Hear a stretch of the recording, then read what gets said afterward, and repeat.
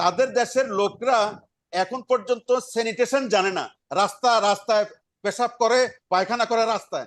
তারা আমাদেরকে সভ্যতা শেখায়, তারা বলছে এটা অসভ্যতা। যে গণভবনে বিভিন্ন কাপড় চোপড়, শাড়ি গয়না এগুলো দেখিয়েছে মানুষ, এগুলো হচ্ছে স্বৈর শাসনের যে মানুষ বিরক্ত, মানুষ যে এটার প্রতি যে ত্যক্ত বিরক্ত হয়েছে, মানুষ যে ক্ষুব্ধ হয়েছে, মানুষের ক্ষুব্ধের যে মানুষ যে চরম বিক্ষুব্ধ হয়েছে, সেটার বহিঃপ্রকাশ।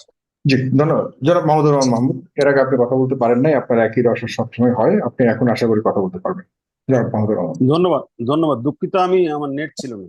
আচ্ছা, আমি যেহেতু শেষ, এখন সবাই ঘুমাইতে যাবে, আমি খুব অল্প সময়ের মধ্যে শেষ করবো। আমি সবার বক্তব্য কম, যতক্ষণ নেট ছিল না ততক্ষণ শুনে, আর যতক্ষণ ছিল আমি ভালোই শুনছি এবং সবার বক্তব্য শুনে খুব এনজয় করেছি। আচ্ছা, প্রথম কথা হচ্ছে সাগর ভাই, আপনি যেহেতু একটা দায়িত্বশীল ব্যক্তি এবং দায়িত্বশীল চ্যানেল চালান দীর্ঘদিন থেকে, এবং আজকে যে গণজাগরণ, ছাত্র গণ অভ্যুত্থান হয়েছে, এটার পেছনে আপনার সাংঘাতিক ভাবে আপনার অবদান এবং আপনাদের চ্যানেল অবদান আছে। এবং বাংলাদেশের ছাত্র সমাজকে উজ্জীবিত করার পেছনে তাদের রক্তের মধ্যে তারা যে স্লোগান দিয়েছে, যে লেগেছে রে লেগেছে, রক্তে আগুন লেগেছে, এই রক্তে আগুন লাগার পেছনে আপনার এই চ্যানেলের অনেক অনেক অনেক অবদান। এই জন্য আপনাকে এই এই এই এই এই এই বিপ্লবের আমি একজন, আপনিও ভাগিদার এবং আপনিও বিপ্লবীদের মধ্যে একজন। ধন্যবাদ আপনাকে আমাকে আজকে এই সংযুক্ত করার জন্য। যে কথাটা আমি বলতে চাচ্ছি, প্রথম কথা হচ্ছে যে সম্রাটের বক্তব্য আমি শুনেছি। আপনি সাগর ভাই, আমি আপনাকে বিনয়ের সাথে বলতে চাই, আপনার সাথে যেহেতু দীর্ঘদিন থেকে আমি কম বেশ শো করি, বিনয়ের সাথে বলতে চাই, আসলে আসলে এই পরিবর্তিত পরিস্থিতিতে মানুষ আমাদের কথা, এই অনেক চাপাবাজির কথা, মানে রাজনৈতিক মানে বিরাট ধরনের এই যে মানে বক্তব্য, জ্বালাময়ী বক্তব্য, এগুলো আমাদের মুখ থেকে এখন আর শুনতে, একসময় শুনতে চাইছে, একসময় শুনতে চাইছে, কিন্তু এই মহা বিপ্লবের পরে, এই ছাত্র গণ অভ্যুত্থানের পরে এখন এটা শুনতে চায় না। আমরা যখন কথা বলছি, আমরা যখন আপনার এখানে ঝড় তুলছি, ঠিক তখন ছাত্র সমাজ মাঠে কাজ করছে। তারা লেখাপড়া ছেড়ে দিয়ে তাদের জীবনকে তুচ্ছ করে, যেমন নাকি তারা নিজের জীবনকে বাজি রেখে, হাতের মুঠোয় রেখে তারা আন্দোলন শুরু করেছে, তাদের জীবনকে তারা বিন্দু মাত্র তোয়াক্কা করে নাই, ঠিক তেমনি এখন তারা তাদের ভবিষ্যৎ স্বপ্নকে তোয়াক্কা না করে, লেখাপড়াকে তোয়াক্কা না করে, তারা মাঠে ময়দানে অতন্দ্র প্রহরীর মতো কাজ করছে। স্বাধীনতা অর্জন করার চাইতে স্বাধীনতা ধরে রাখা অনেক বেশি কষ্টের। এটা এদেরকে দেখতে হবে।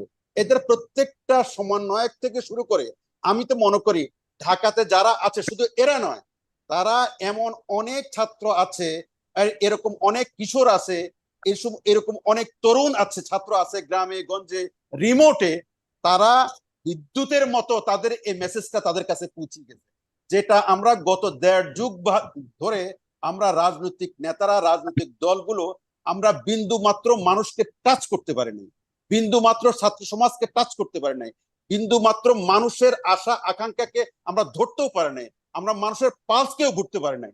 এরা একটা স্লোগানে বাংলাদেশের প্রত্যন্ত অঞ্চলের গৃহবধূ থেকে শুরু করে, বাংলাদেশের প্রত্যন্ত অঞ্চলের কিশোর থেকে শুরু করে, তরুণ থেকে শুরু করে, যুবা থেকে শুরু করে, যুবতী থেকে শুরু করে, বালক থেকে শুরু করে, বালিকা থেকে শুরু করে, এবং শিশু থেকে শুরু করে সর্বস্তরের শ্রেণী পেশার মানুষকে তারা রক্তে নাচন ধরিয়ে দিয়েছে। তারা রক্তের মধ্যে আগুন ধরাই দিচ্ছে। যে রক্তের মধ্যে আগুন ধরানোর কারণে আজকে আমরা এই বিপ্লবের স্বাদ গ্রহণ করছি, আমরা এই স্বাধীনতার স্বাদ গ্রহণ করছি, আমরা যে নতুন বাংলাদেশ গড়ার একটা যে সুযোগ আমরা আসছি, এটার কারণে। বাংলাদেশের এই আন্দোলনের ফলে আমি একটু, আপনি যদি হাতে সময় থাকে, আমি আর 1-2 মিনিট সময় নিব, আর কিছু নিব না। আমার প্রথম কথা হচ্ছে যে তাদের এই আন্দোলনকে গ্লোরিফাই করার ভাষায় কিন্তু আমার জানা নেই। আমার জানা কেন, পৃথিবীর ইতিহাসে এরকম বিপ্লব গত 100 বছরে কেউ দেখে নাই, এবং আগামী 100 বছরে দেখবেন কিনা জানি না, যে এই ছাত্র সমাজরাই, যে ছাত্র সমাজকে পায়োনিয়ার বলা হতো কলমে কলমে, বইতে মানে মুখে মুখে বলা হতো যে তোরাই আমাদের ভবিষ্যৎ, তোমাদের আমরা কর্ণধার, তারা সেটা প্রমাণ করে দিয়েছে। তারা সেটা এমন ভাবে প্রমাণ করছে যে বাংলাদেশের প্রত্যেকটা মানুষকে টাচ করেছে। এখন তারা যেটা করার পরে বসে নাই, তারা কিন্তু তারা বলতে পারতো যে আমরা আমাদের কাজ করে দিয়েছি, আমরা এখন বিশ্রাম করি, আমরা এখন চলে যাচ্ছি। না না না, তারা তারা সে ওয়াচ ডগের মতো এখন কাজ করে যাচ্ছে। আমরা আমরা কি করছি? আমরা এখনো আমাদের সনাতন ধর্মী, আমরা যে সনাতন পদ্ধতিতে আমাদের রাজনীতি এখনো আমরা চালিয়ে যাচ্ছি। আমরা তাদেরকে সহযোগিতা করার না, আমরা যে কথাগুলো বলি এটা শুধুমাত্র মুখে মুখে বলি। আমরা তাদেরকে সহযোগিতা, আমরা এমন কেউ আমি এখন পর্যন্ত দেখি নাই যে ঠিক আছে তোমরা এতক্ষণ ডিউটি করছো রাস্তাতে, তোমরা এখন আমরা এখন করি, তোমরা যাও। সবচেয়ে বড় কথা যে আমরা কোন মুখে যাব, মানুষ কিন্তু আমাদেরকে রিসিভ করছে না। আপনার এটা এটা আমি আমি আমি কেউ অখুশি হওয়ার কিছু নেই এখানে। এখানে এই ছাত্র সমাজকে, এই বিপ্লবের মহানায়কদেরকে, এই যারা বাংলাদেশে বংশী মানে সে হেমিলনের বংশীবাদক, যে যে এই হেমিলনের বংশীবাদক যারা এমন এমন বাঁশি বাজিয়েছে যে সারা বাংলাদেশের মানুষ তাদের বাঁশির সুরে শুনে রাস্তা চলে আসছে। আমরা চূড়ান্ত বিচারে এই মুহূর্তে, আমি দাবিটা কি, আমরা সারাদিন কথা বলি কোনো লাভ নেই।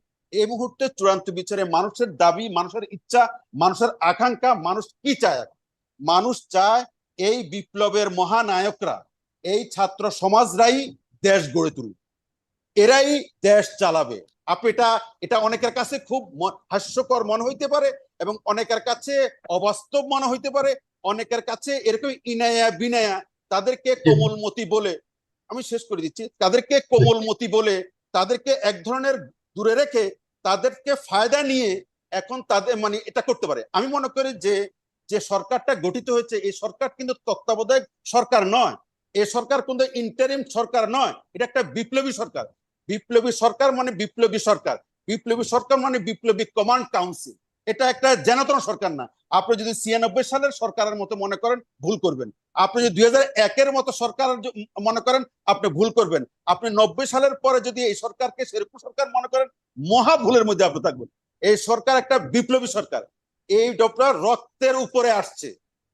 বাংলাদেশের অতীত ইতিহাসের সমস্ত রক্ত, সমস্ত ত্যাগকে সারপ্রাস করে, সমস্ত ত্যাগকে অতিক্রম করে এই সরকার আসছে। সুতরাং এই সরকারে যারা এই সরকারের বাস্তবতা যারা দেখিয়েছে, এই বাংলাদেশের মানুষকে যারা স্বপ্ন দেখিয়েছে এবং বাংলাদেশের খোল নলচে পাল্টে ফেলানোর যে সুযোগ যারা করিয়ে দিয়েছে, তারা সরকারের ভিতরে থাকতে হবে এবং সরকারের বাইরে থাকতে হবে। তাহলে যে কাঙ্ক্ষিত স্বপ্ন তারা সেটা পূরণ হওয়ার সম্ভাবনা আছে। না হয় এই বিপ্লব প্রতি বিপ্লব, আপনি দেখেন ইতিমধ্যে প্রতি বিপ্লবের একটা সুযোগ, একটা চেষ্টা আপনারা লক্ষ্য করছেন। এই ছাত্র সমাজটাই, এই ছাত্র সেটা বন্ডল করে দিয়েছে, ফয়েল করে দিয়েছে। আজকে যে কথাটা আপনি বলছেন 15ই আগস্টের যে সাগর ভাই, আপনি আমি শেষ করে দিচ্ছি একদম সংক্ষেপে। 15ই আগস্টকে নিয়ে আপনি শুরুতেই বলছিলেন যে তাদেরকে কেন এটা দেওয়া হলো না। সাগর ভাই, কখনো কখনো এটা কখনো কখনো আপনার এই সন্ত্রাস কাঙ্ক্ষিত, কখনো কখনো রক্তারক্তি কাঙ্ক্ষিত, কখনো কখনো লুটপাট কাঙ্ক্ষিত, কখনো কখনো অত্যাচার কাঙ্ক্ষিত। আপনি এত বড় একটা ছাত্র সমাজ, এই ছাত্রদের, এই কিশোরদের, এই তরুণদের যে তাজা রক্ত, এখনো রক্ত শুকায় নাই, এখনো রাস্তার মধ্যে রাজপথে যত্রতত্র রক্তের দাগ পড়ে আছে, সেখানে আপনি আপনি কোনোভাবেই তারা ডিজার্ভ করে। এই যে তারা আজকে শোক দিবস পালন করতে পারে নাই, এই যে লুটপাট হইলো, গণভবন লুটপাট হইলো, লুটপাট বলে আপনি এই আন্দোলনকে, এই আন্দোলনের মটোকে যারা লুটপাট বলছে, ইন্ডিয়ান অনেক মিডিয়া এটাকে লুটপাট বলছে, আমাদের কিছু লোক এটাকে লুটপাট বলে এই আন্দোলনের, এই ছাত্র সমাজের যে আন্দোলনের ম্যাগনানিমিটি, তাদের যে আন্দোলনের যে একটা মহত্ব, আন্দোলনের যে একটা পবিত্রতা, সেটাকে নষ্ট করার, সেই মটোকে, তাদের যে উদ্দেশ্য সেটাকে মেলাইন করার একটা চেষ্টা করা হচ্ছে যে এটাকে লুটপাট। এটাকে লুটপাট নয়, এটা হচ্ছে ঘৃণার বহিঃপ্রকাশ, এটা তাদের প্রাপ্য, এটা তারা ডিজার্ভ করে। এই যে আওয়ামী শাসন, যেটা যে অ্যারোগেন্ট শাসন আমরা গত আপনার 1.5 যুগ যাবত দেখেছি, যে স্বৈরাচার, যাদেরকে স্বৈরাচার বললেও স্বৈরাচার মানে হাসে, এরা স্বৈরাচারকে অনেক আগে ছাড়িয়ে গেছে।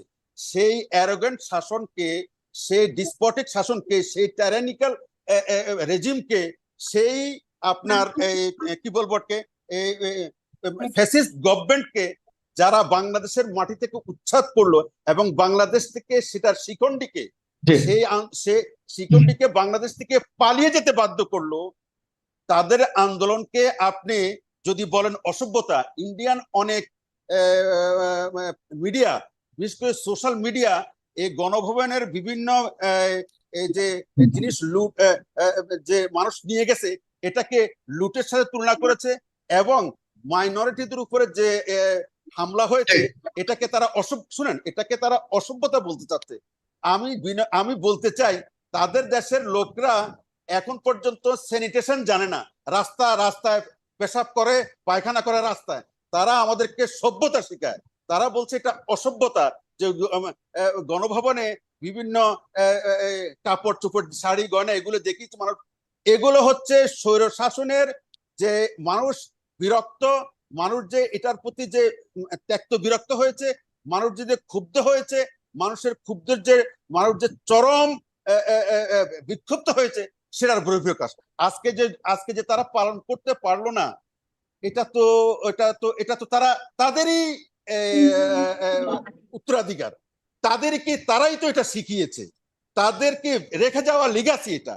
এবং তারা যে আজকে 1-1.5 যুগ যাবত যে অত্যাচার, নিপীড়ন, নির্যাতন, স্টিম রোলার শুধু রাজনৈতিক নেতা কর্মীদের উপর চালায় নাই, সাধারণ মানুষকে নিয়ে তারা যে ভাগ্য নিয়ে সিনেমা নিয়ে খেলেছে, সর্বশেষ ছাত্রদেরকে নিয়ে যে তার অবজ্ঞা করেছে, ছাত্রদের পালস যে শেষ করেছি, ছাত্রদের পালস যে তারা বিন্দু মাত্র বুঝার প্রয়োজনই মনে করে নাই, যে ছাত্র সমাজ বাংলাদেশের নয়, শুধু সারা বিশ্বের বিস্ময়, সারা বিশ্বকে তারা আজকের শেষ করেছে। আজকের যে ছাত্র মুভমেন্টটা হলো, এটা সারা বিশ্বের জন্য একটা অনুকরণীয় এবং অনুসরণীয় দৃষ্টান্ত হয়ে থাকবে। সেরকম একটা উত্তরাধিকার আমরা পেয়েছি, সেরকম একটা দৃষ্টান্ত এক্সাম্পল আমরা পেয়েছি। এই মুহূর্তে সর্বশেষ যে জিনিসটা বলবো, বলতে চাইছি, এই আন্দোলনের মাহাত্ম্যকে ধরে রাখার জন্য, এই সুযোগকে কাজে লাগানোর জন্য কেউ আল্লাহর ওয়াস্তে এটা বলা ঠিক হবে না যে এরা যারা এত বড় আন্দোলন করতে পারে, যারা এত বড় স্বৈরশাসনকে হটাতে পারে, তারাও বাংলাদেশ বিনির্মাণে এবং সংস্কার, বাংলাদেশের যে এই মুহূর্তে সবচেয়ে দাবি পলিটিক্যাল কালচারকে ঠিক করা, তারা সংস্কার করতে পারে, এরাই একমাত্র পারবে। না, দে ডিজার্ভ ইট। এই ছাত্র সমাজ,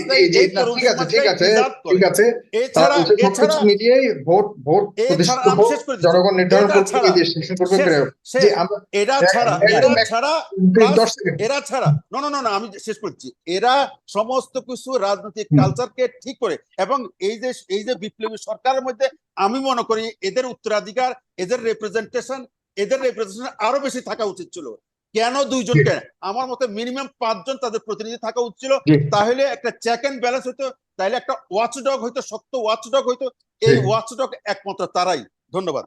ধন্যবাদ। প্রিয় দর্শক, ভালো থাকবেন। কাল রাত 9:15 আগে থেকে যে কোনো মুহূর্তে আমাদের অনুষ্ঠানটি আপনারা দেখবেন, এবং অনুষ্ঠানটি দেখবার জন্য অবশ্যই আপনাদেরকে আমাদের সাবস্ক্রাইব করবেন আমাদের চ্যানেলকে, এবং অবশ্যই ফলো বাটনে আপনারা ক্লিক করে আমাদের নোটিফিকেশন গুলি পেতে থাকবেন। কাল দেখা হবে। ভালো থাকবেন, শুভরাত্রি জানাচ্ছি। আসসালামু আলাইকুম। ধন্যবাদ। আপনারা ভালো থাকেন, সুস্থ থাকেন।